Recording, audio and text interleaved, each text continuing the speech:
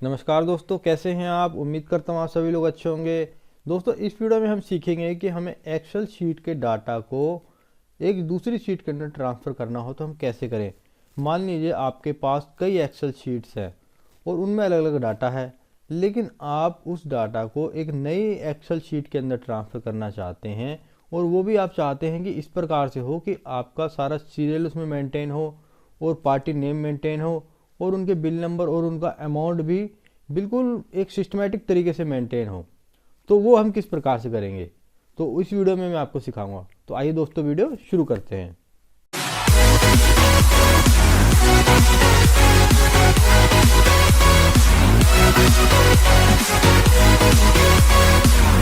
दोस्तों देखिए, मैंने एक्सेल के अंदर में 4 शीटें मैंने बना रखी हैं। देखिए, पहली शीट के अंदर है टैक्सी यूज़र, इन लोगों ने टैक्सी यूज़ किए, फिर कौन सी टैक्सी यूज़ किए, टैक्सी नंबर है उनका। फिर देखिए दूसरी शीट के अंदर है ये टैक्सी यूज़र का नाम है और उसने प्लेस कहाँ से कहाँ तक के लिए टैक्सी यूज़ की है। फिर उसका अमाउंट है कि कितने अमाउंट की टैक्सी यूज़ की है। फिर तीसरी शीट के अंदर है उस टैक्सी यूज़र का नाम, बिल नंबर और डेट। ठीक है, अब हम इस शीट के अंदर ये चाहते हैं कि इसके अंदर टैक्सी यूज़र का नाम आ जाए और कौन सी टैक्सी यूज़ की है, फिर उसका बिल आ जाए और उसकी डेट आ जाए बिल की, और कहाँ से कहाँ तक टैक्सी यूज़ की और फिर उसका अमाउंट आ जाए। अब एक चीज़ और आप नोटिस कीजिए कि देखिए यहाँ पर आप देखेंगे कि अमित कुमार है, अमित कुमार के बाद राम कुमार है और फिर श्याम कुमार है। और जिस शीट के अंदर हम मेंटेन करना चाहते हैं वहाँ पे सारी अल्फ़ाबेटिकली हैं। देखिए, अमित कुमार के बाद है बीना जोशी, ठीक है, फिर चंदर शर्मा। अब यहाँ पर देखिए कि सारे ऐसे ही लगे पड़े हैं, कोई अल्फ़ाबेटिकली नहीं है, लेकिन इस शीट के अंदर हम अल्फ़ाबेटिकली इसको मेंटेन करना चाहते हैं। देखिए यहाँ पर कुछ फ्रेंड्स ये कहना चाहेंगे कि आप अपनी शीट को अल्फ़ाबेटिकली कीजिए, जैसे यहाँ से सॉर्ट एंड फिल्टर है, इस पर अल्फ़ाबेटिकली कर लीजिए। लेकिन मान लीजिए मैं यहाँ पे अल्फ़ाबेटिकली तो इसे कर लेता हूँ, ठीक है, ये जैसे कि इस शीट के अंदर ये अल्फ़ाबेटिकली लगा हुआ है, मैं इसे अल्फ़ाबेटिकली तो यहाँ से कर लूँगा। लेकिन मान लीजिए इस शीट के अंदर कोई ऐसा नाम है जो कि इस शीट के अंदर नहीं है, और यहाँ ऐसा भी हो सकता है कि मान लीजिए इस शीट के अंदर ऐसा नाम ना हो जो कि इस शीट के अंदर हो, तो दोस्तों फिर वो डाटा गलत हो जाएगा। तो और मान लीजिए ये छोटी सी शीट है, इसमें तो आप अल्फ़ाबेटिकली करके इसको कॉपी पेस्ट कर भी सकते हैं।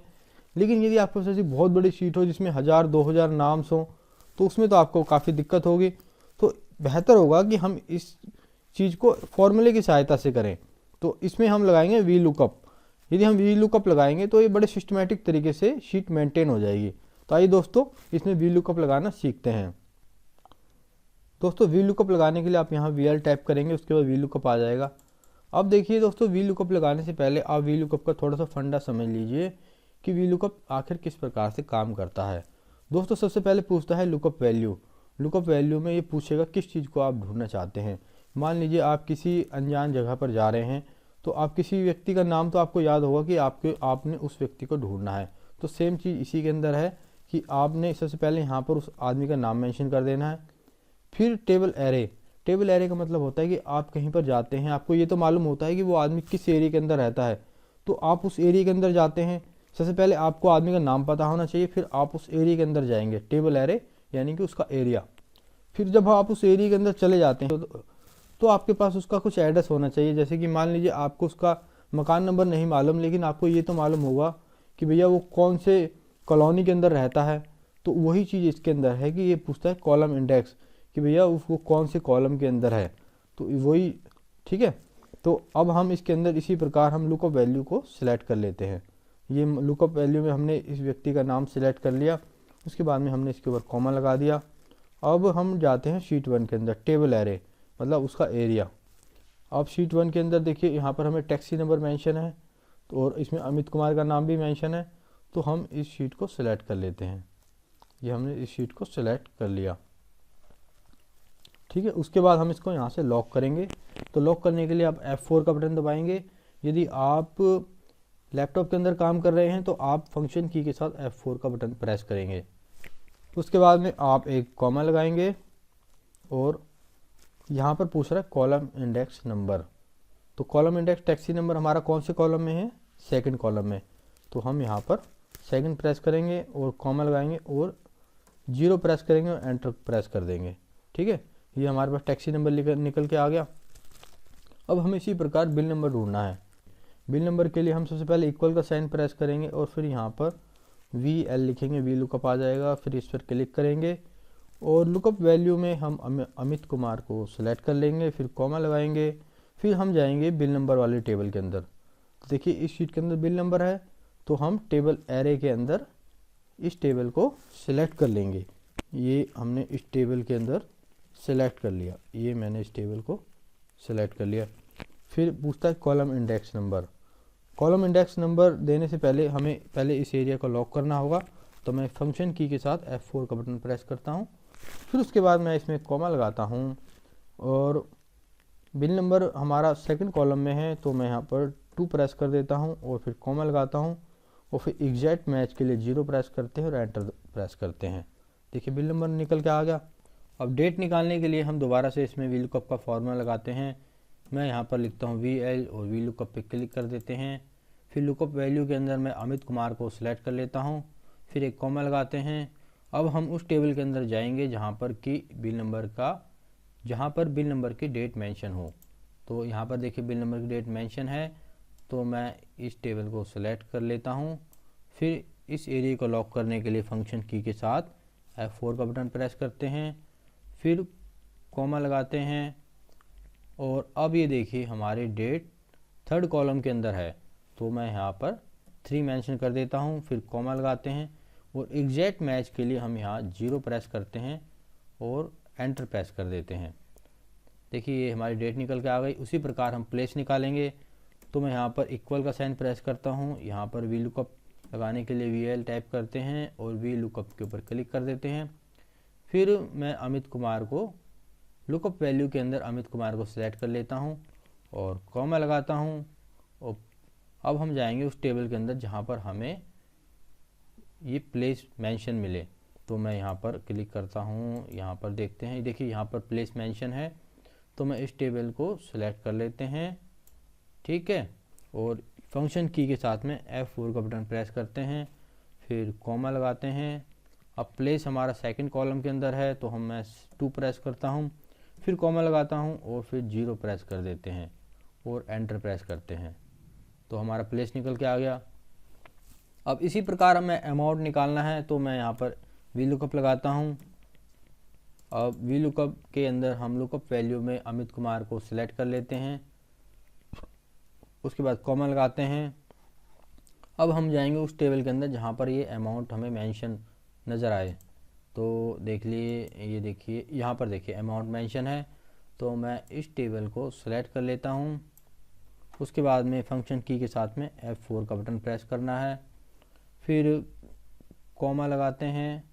अब अमाउंट हमारा तीसरे नंबर के कॉलम के अंदर है, तो मैं यहाँ पर 3 प्रेस कर देता हूँ, फिर कॉमा लगाते हैं।